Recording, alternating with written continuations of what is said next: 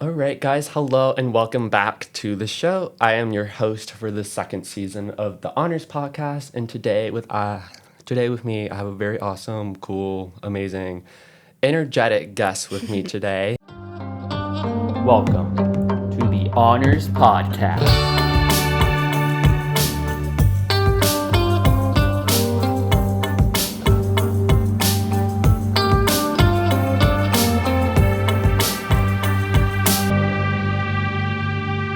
Would you like to introduce yourself, Kendall? Yes, hi guys. I'm Kendall McDowell. I'm a senior here at High Point University, double majoring in dance and psychology. I'm from New York. Very excited to be here. Yeah. Oh, I didn't know you're from New I York. am. What's the story with that? Ooh, kind of a weird one. I did not know about High Point until March, like the very end of March, my senior year. I was already committed to another school, and as usual, High Point just pops up on like my mother's like timeline, like her Facebook and stuff. And she said, "Oh my gosh, this looks cool. Like, why don't you just apply here?" And I'm like, "Mom, it's March." And she told to my dad about it, and they both said, "No, just apply." And I remember I'm sitting in gym class. I fill out my application. I'm like, whatever. Like, I'm going to a school up in New York City. Like, I'm staying home. That's where I want to be. And I got in about 3 days later.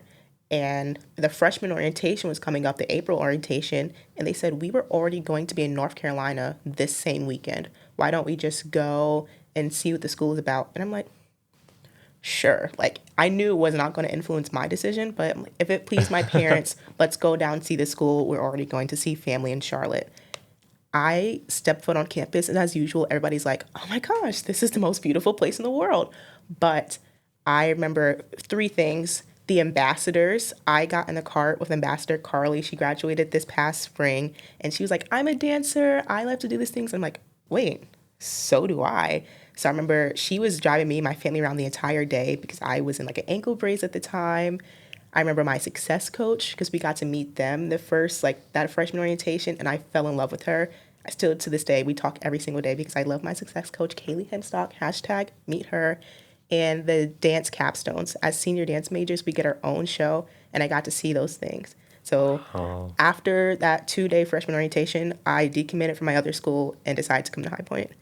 wow. Yeah. Were you set on doing, because you're a dance and psychology major, Mm-hmm. was that something you were planning on pursuing at the other school? So I went to the other school because I was going to be in like the sciences. I came here as an exercise science major, Mm. and I was going to do exercise science and dance. I always knew I wanted to go match up dance with something. I wanted to be a physical therapist because I went to physical therapy up in New York, and most of mine, they were also dancers. And I'm like, that's the coolest thing in the world, being able to help other people in the way I know I've been helped. But when I came on campus, it just wasn't for me. I come from a small performing arts school in the city, so trying to jump into like the biologies and like it just was not my background. But my mom was a social worker. I remember when I first started campus, and she was like, "Okay, why don't you just try something like that? You like to like talk to people and like learn like different things about them. Why don't you try psychology with your dance side?" And I'm like, again, just trying to please my parents. I'm like, sure. My dad, he wanted me to take a few business classes, but I knew I definitely wasn't there at that time. So I just took the first psych course, and immediately I said, "Oh, guess I'm adding psychology now." And it kind of went along that path. And the more I talked to everybody about it, most of our dance majors are double in psychology. Yeah. And it's like, it just seems right. Yeah. Do you have a theory as to why that is? Like psychology, why does psychology pair so well with dance over the other things? I mean, I wouldn't necessarily say a theory. I just think we're so used to working well with people and trying to Mm. understand people because we're physical movers. But with that physicality side, you have to understand there's emotions always going around the room. There's different types of personalities. So every single day in different rehearsals, you're dealing with like 20 individuals where it's like, something's definitely going on with her, but we're going to work together anyway. So it's really just our understanding of so many things happening at once. Maybe that's why dancers like psychology so much. That makes sense. I believe it. Okay. So since that first time stepping on campus, what Yeah. are all the crazy things you've gotten involved in as Oh, the amazing Kendall McDowell? I mean, the list changes and grows every year, but right now, senior year, and then I'll go down. I'm a university ambassador captain. That means I'm one of the people that give tours, but I also train our new hires, and I have my own team of people. I'm on our dance team, so we represent our school, especially at men's and women's basketball games, and we go to compete in Florida in April at our NDA conference. I am our dance company president. So I have my team and I manage our school's dance company, which is so exciting. We're growing so much this year. And our honors program, of course. I last year was on our Student Government Association, on our school's executive council. I was our multicultural engagement chair on our EC. I teach fitness classes through our recreation department. I still do this. Yoga and step cardio. Come take my class. I'm in a bunch of different clubs and organizations. Shout out our Black Student Union and our Black Cultural Awareness Club. I attend chess club sometimes. I've gone once or twice. Chess club? Chess club. I like to play chess. I see that. Like, you're probably really good, aren't you? I wouldn't say I'm really good. It's just nice, like, to keep your brain going. Chess and Sudoku are one of my two favorite games to play. Yeah. Those are, like, the only things I will have on my phone. Do you get competitive with chess? Like, you have to win it, or are you just, like, If it's intellectually against my stimulated? sister or my dad, my oldest sister doesn't play, but my middle sister, Yeah. her and I, we've argued a few times. I think, like, worse than an Uno game over chess, because I knew I was right. And we had to get my dad, because my dad taught us how to play. Yeah. So he had to step in. And as soon as he said I was in it, yeah. There you go. That's satisfying. All right. What else? Anything else? I mean, whatever else I have time for, but I think that's a That's a good basis. good basis. That's good. Oh, social media ambassador. Oh, Yeah. That's cool. Oh, really? Mm-hmm. That makes sense. Because I was like, why is Kendall all over the place? Just Try. over all the medias. And like, it's always like a different hairstyle every time I see you too. Like, okay, go off, queen. I don't know how you can afford all that, but okay. I don't know either. I work. That's how. Yeah, with our great North Carolina pay raise. It's something. You love it. All right. Dr. Hedman wants me to ask you this question. Okay. What is the best meal to get on campus and at what time that the meal hits and it's just like, Ooh, I love this question. I love this question. So it really, again, it depends on what time of day you're talking. Yeah. Also, what day of the week. So I'm going to start at nighttime. After basketball games, fairly the only place that's pretty much open on campus is the Point because it opens till midnight. Late night eats, you have to go there and get the buffalo chicken wrap sandwich. I will stand on that hill until I die. Buffalo chicken wrap from the Point is the absolute best thing to eat on campus. Now at lunchtime, you stay in RG Wannick and you eat at Farmers Market. Farmers, there's a lot of different things going on inside of there. You either have to get like the nacho bowl or go to the other side of Farmers and get the soup. That's your meal. oh, that's good. Breakfast, I love breakfast at the CAF. On Fridays, they have smoothies. Ooh. If I'm going to make it to breakfast, because I don't like to wake up early if I don't have to, you have to go on Fridays. Yes. There you go. Love it. Have you been to Farmers this semester? Because they added something to it. Yes, of course. Yeah. Do you see like they added quesadillas to the nacho section? Did they? Yeah. Like you can get nachos, but you can also get like either chicken cheese or like Gouda quesadilla. And So they I like didn't heat it know up that. for you. So sometimes I take out the nachos and I get it with just the rice, the Yeah. chicken, my toppings, and I like to dip it. I don't like them to add my stuff on top of the nachos because I don't Agreed. like soggy chips. No. I agree. I always do that too. Sometimes I get the stuff without the chips, Yes. but then I get like the pita chips from the salad section and I dip it on there. Oh, They that's make it good. kind of like weird Mediterranean style. Yeah. Butterfly style. Well, that's good. I agree with the Point. Buffalo chicken wrap. Sometimes I do the salad version because I want a little more Right? full stuff in it. Okay. No, I'm confused about the New York thing because I thought you lived in North Carolina because you work here over the summers. But do you stay with your Charlotte family or? So freshman year, Right. 3 days exactly before freshman year move-in, my family, we moved to North Carolina. Oh. So that was already in the plan. I'm the youngest of 3 siblings. My family, like my entire extended family, they lived down here, like down south. And we were just the last group that wasn't here. So my parents were already deciding as soon as I graduate up in New York, they were going to come down here. They kind of didn't care like what school I went to per se. I just happened to also follow and come down to North Carolina. But 3 days for moving, like they have the moving trucks. Half of the moving truck was my family stuff and mine for the house. And the front half was Kendall's college stuff.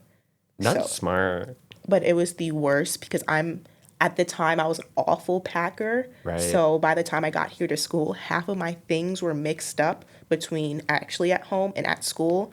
And it was a rough first few weeks here on campus because I also didn't have a book bag or pencil because I didn't think of it. Well, that's cool. Now, I have an interesting question because of that. Since you moved homes and like, but your new home was now college, like, where did home become for you? Home is definitely High Point University. Yeah. I can firmly say that. Like, I love being with my family, but I spend most of my time here on campus. Yeah. And especially like my team, we don't go home for spring break or anything. So I've never had a spring break. Fall break, I like to pop in at my house, but with ambassador work, I like to stay here and do tours. I Yeah. stay here in the summer. My family, we have a running joke to where if I come home, they know it's like an in-between space. They always say, so how long are you here? 2 days? And it's usually like, yeah, or I need a ride to the airport. So it's our little family joke. But this summer I did spend a solid 2 weeks at home straight. So everybody was very happy to see me. Now my sisters did say, when are you leaving? And I'm like, wow, Wow. I'm trying to grace you with my presence. But no, I love spending all my time here on campus, especially in the summer because it's so quiet. And with everything I have going on during the year, like my involvements, you really get to soak in like how beautiful our campus is. Yeah. Like the sunsets, just sitting in like our little lake section, like outside of Slane. That's my favorite spot. Yeah. Diving into the past, do you like miss growing up in New York or that experience Oh, for I you? do. I love New York. I plan after I graduate here in the spring. I would definitely love to go back home just because I know I'm meant for a faster paced environment. Like I lived in a city. I love the food in New York. I like the trains. People will say that's pretty odd, but no, I like to get around very easily. You like hustle and bustle. I like hustle and bustle. Okay. What's something identifying about your childhood that describes who you are? Like, what were your obsessions or hobbies or just like who were you as a child? I would say I'm fairly similar now Yeah. as to when I was a child. I was always the cousin or the friend at school who wanted to like make a dance, and people seemingly listened to me. Like, okay, come here. I need to teach you how to do this. And they're like, okay, let's figure it out. Like even at my school, our smaller concerts in elementary, I would ask our band teacher, can I perform this? And he was like, sure, Kendall. Shout out to Mr. Corey for letting me do that. I don't know. I was always excited, energetic. Like the person in the group was like, okay, team, like, let's do it. Whenever you see like the girls outside doing like the races against the guys, it was always me because I wanted to be faster. I don't care what he says. I'm going to beat the boys in the race. Yeah, it's just good energy. Like, we're going to have fun. I love fun. I was also like the serious person. So when the teacher was like, guys, be quiet, this was me like, come on, team. Our teacher told us to stop talking. So I think that strong energy, I'm still that person good. today. I remember in first grade, I was the quiet kid. I was an introvert all of high school. I feel like I still am a little bit. But I finally made a friend in first grade, and I would not stop talking to them during class. And that was the first time I remember, like, the yellow card and, like, the red card thing you would get. And they'd be like, go change your card. And, like, you had to physically go change yourself. Change your card. In retrospect, like, what was the psychology of that pedagogy? Because that was kind of traumatizing. Like, I still remember that to this day. And I was never again. I just didn't make friends after that. It was that little reinforcement, I'll tell you. No, yeah, for real. But, yeah, I remember that. What about, like, books or TV shows or a movie that you were obsessed with and you just loved? Ooh, I'm a Disney kid. I stayed on Disney, even like the Nickelodeon side, but there was like the Teen Nick, the real Disney Channel, not too much Disney XD, but my shows, SpongeBob, I would fight somebody today for my love of SpongeBob. My Disney princess movies, I always grew up, I was Mulan girl. My nickname is Moosh. Like, only my family would call me Moosh or Mushu because I was like the little dragon in Mulan, like that fiery little spark. Or, of course, Tiana. I love Tiana. H2O. That was a good one on Nickelodeon. People tell That me... was on Nickelodeon? I That was only like started watching that when Teen I was on Netflix. Real? No. Back in the day. Back in the day, that's still on Teen Nick and Nickelodeon. I've never heard that H2O was on Nick. Oh, my goodness. Yes. I also didn't have cable. No, so H2O, but another good one, Dance Academy. So it's like this Australian ballet, like teen ballet show. I still watch that show every single year at the start of the year. That's like something I religiously do. Every year I will rewatch the show. It actually came out with a movie like a few years back. So I watched those two, Big Time Rush, Victorious.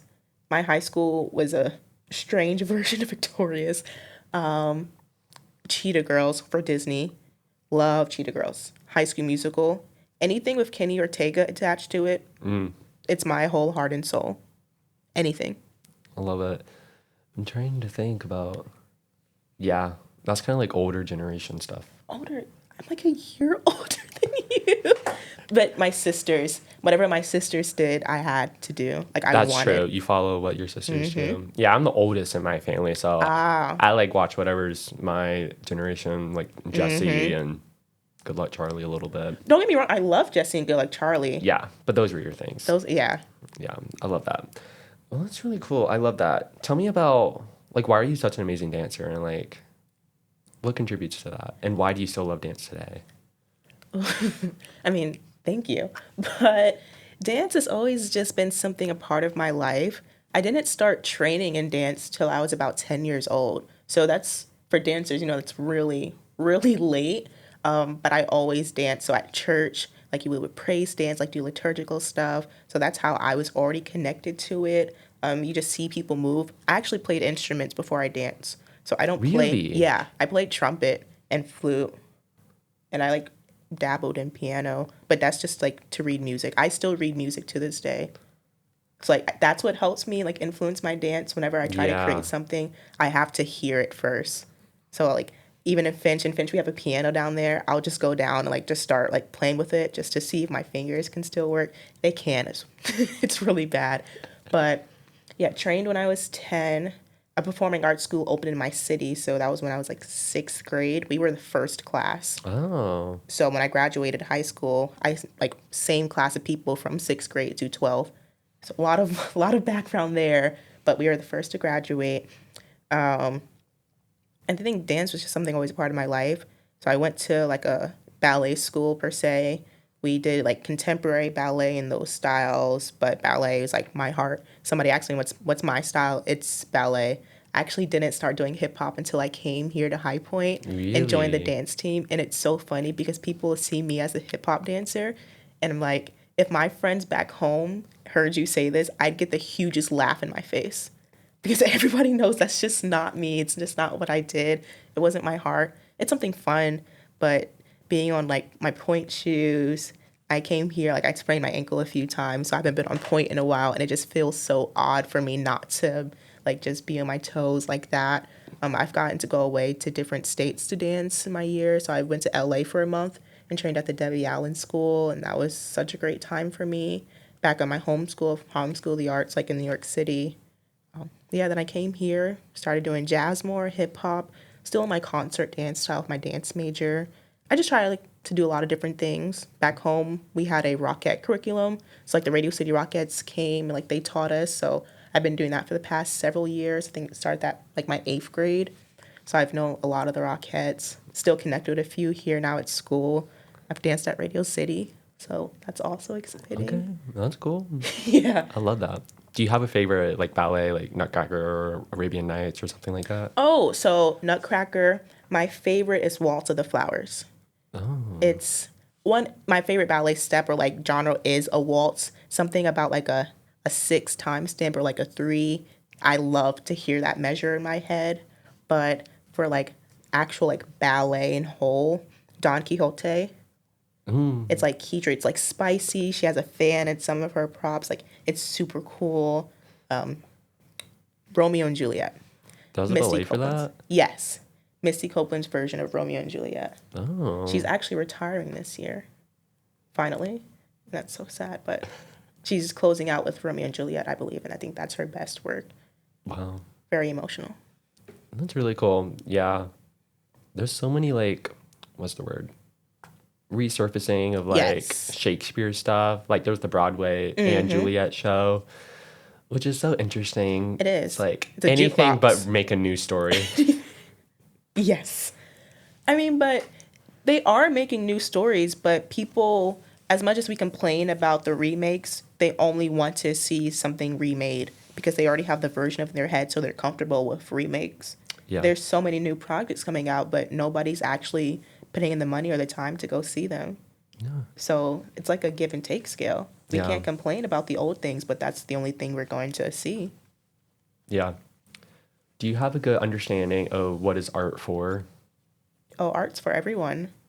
But in terms of like its function in society, because I have this definition of art is meant to inspire the future. Yeah. So the artist's job is to imagine what could be by recirculating what is right now, and we present that to the general public. But the catch with being an artist is that you can't project too far into the future. You can't be too far out there, otherwise it will get rejected. So you have to incorporate the familiarity of what already is, so people will accept it and then get inspired. It's like an interesting to think about in terms of, mainstream billion-dollar budget remakes and things like that. I think art is equal part escapism, but also, like you said, that familiarity, because we as artists, we go out, we go and train and do things, but sometimes that is for our own sanity because it seems like we have nothing left to do. I know for many with dancers, we dance because words aren't enough. Like our body just physically has to be able to do those shapes, do those lines. We tell our story through our body and not as much as speaking, but it can be different for like singers and actors. Sometimes your words are all you have. So that's the best you got. But now when I share a story, it's important. Okay, what am I sharing? Is it vital to now? Is it about the past? Most people, they don't really share works in the future because is it like a art influence life or life does it influence art? So that's always the back and forth. I would say art's a good influencer, but we all need it despite what anybody says. Yeah. Something I've been thinking about for the past 2 weeks is what's the longest time I've gone without listening to music? Generally, especially here, I don't feel like it's impossible to go. At this university? Yes. On the promenade and this stores, it's Yeah, constant. And you always hear how we're addicted to music. That's something you're addicted to. And I'm sometimes I can just listen to lots of music and not feel affected by it. And I wonder am I desensitized to music? And sometimes I want to take a detox from music just to see how I would feel coming back to it, I physically can't. Yeah. Even when I'm in class, I have to hum something or tap a beat. Even my foot right now, it's shaking a pattern. I need a constant rhythm to keep me going. Your heartbeat, that's a rhythm itself. It's a rhythm. Yeah. I can't escape from music. I feel like I'd go crazy if somebody takes away music from me. Yeah. All right. You're a pretty, not even infamous, just famous choreographer here on campus, known for top-notch dances. Where do you draw inspiration from when you're choreographing? And what do you like to choreograph? It's a few different things. One, definitely music. I'm going to pause on that one, and I'll talk about the music more. And secondly, my life. Some people don't like to do that, but I always tell my friends, if I'm having an awful day or an awful month, some good choreography is about to come out of that. And it's just, I like to pull from my story, but at the same time, I'm when I'm in a room of dancers, they're not me. They don't get the full 360 year of what I've been through. So I like to have them pull from their lives as well. I give them a move and I'm I know what this means to me, but what does it mean for you? So my life, and on the musical side, again, I like to hear things. If I hear something, I know it's right. You can't just put on anything. I don't believe you can dance to everything. Sure, you can put music on, you can start to vibe to it, but I physically cannot choreograph to just any song. Something feels right. The past, I believe, not the past this spring, the Kendrick Lamar I did, but my first choreography for the school in my sophomore year and what I did this summer, some choreography, the songs came from TikTok. Wow. Let me tell you this story. So 2 years ago, I remember I had somewhat an idea of my head of what I wanted my choreography to be, but I just couldn't hear it at the time. And I'm scrolling on TikTok and a song called Ultralight Beam comes up. I've never heard this. And it's actually by Kanye, but it wasn't the Kanye version at first. It was a cover of this song that I heard. And I'm oh, this is nice. And I just scrolled past it. And for another 3 or so months, I never thought of that song again. But it came back up on my feed. And I'm oh my God, what is this? This is pretty good. And I was when I was trying to solidify that movement, and I looked more into the song, and I'm oh, there's another version of that. And that's how I actually found that song, just by scrolling on TikTok. And the same thing happened again this summer. I'm going to Nashville to do some choreography, and I just can't find anything. I have listened to almost seems any song that's been ever created, and I'm scrolling on TikTok, and it was a Love Island edit. Yes, of Nick Landry. I'm a Nick Landry stan, and Love Island edit, and I almost swiped past it because I was just scrolling, like doom scrolling for a while. And it hits my feed. I'm like, hold on, what is that? And I came back to it, and it was only like 5 seconds of the song. I did a deep dive to find what that song was, and I used it. I did like my own remix of it. So like I started editing music, and hashtag thank you TikTok. Wow. Thank you, TikTok. Love that. That's awesome. Yeah. Like, it really does come from anywhere. It's anywhere. Yeah. And like, that's such a cool like phenomenon with art. It's like, there's not like a math to it, Yeah. you know? It just appears and you're like, it feels right and you go with it. It's just really awesome and very human, Yeah. which I love. And I'd say I do that for like full choreography. Yeah. If I'm just trying to generate ideas, sometimes, inspiration just doesn't strike. New for our dance company, we have something called a choreography lab that I just introduced to our group. And last week I was like, how do you generate ideas? And I said, you can open up a book, read a sentence, read one singular sentence of any book and create from that. Or watch somebody describe how they move, describe how they talk, and put that into your body. Like, you can pull inspiration from anywhere. I can pull inspiration from this choreography. Like right now I'm thinking, what if two people are sitting down at a table and just staring for each other? You can create from anything.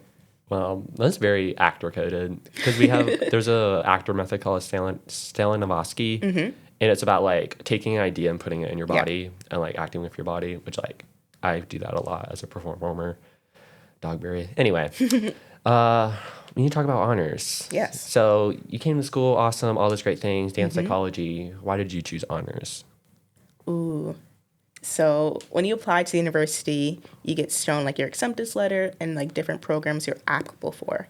And I saw like honors was one of them. At the time, as I mentioned, I was exercise science fellow, so I was interested in that program as well. But it was actually going on the honors website and reading like all the details about it. I'm like, oh, like this seems interesting, like the live and learn lifestyle, the ability to like to choose different things, because I know like I have so many interests.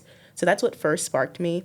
But I don't know if we still do this, but we get to have like a virtual meeting with the directors, like when you send your application. And I remember the first time speaking with Dr. Hedman, like through a Zoom chat, and I'm like, oh, this man is weird and cool, and I love that. But as soon as I got here, because it's not just coming into honors, it's also staying like in like keeping with it. Because first year honor classes, it's a whirlwind.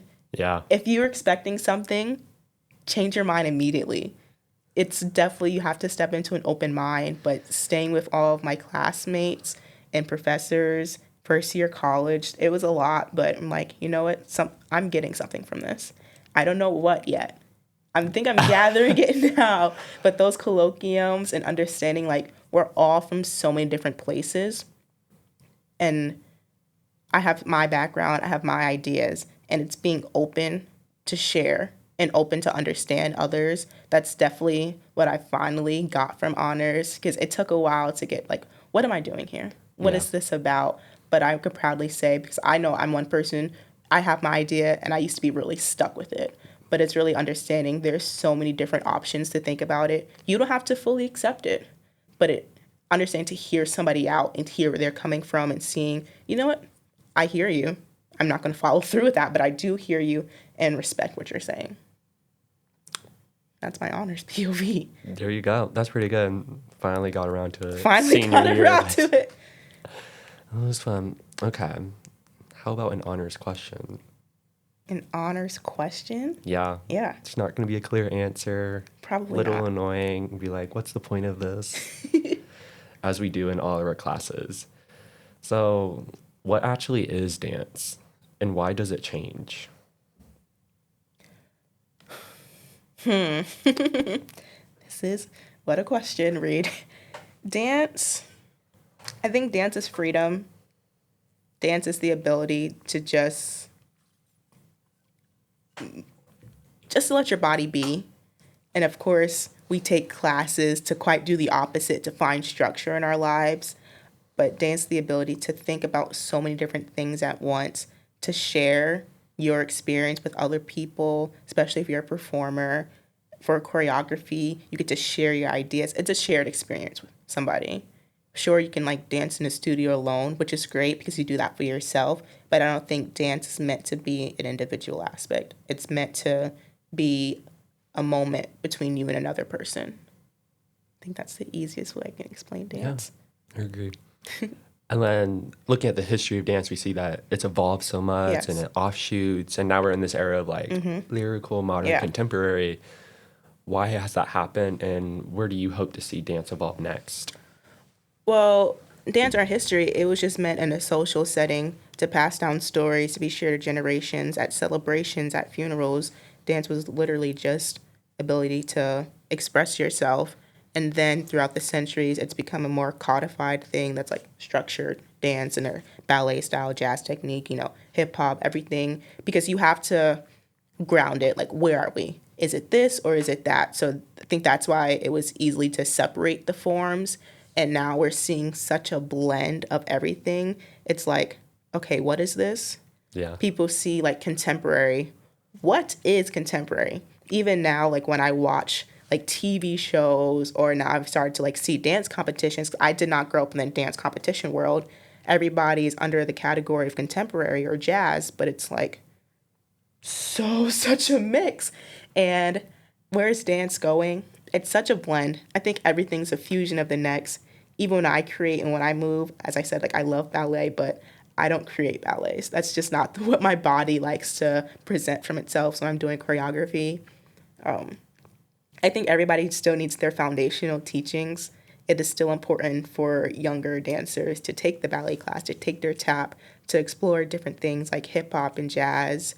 But your movement style, your quality, I hope when you hit some level of years of proficiency within your styles, you can take something from each of it and just grow into your own. Not necessarily creating a new style, because God knows we have so many of those, but it's more of just letting what you know embody what you want to show in that rhymed.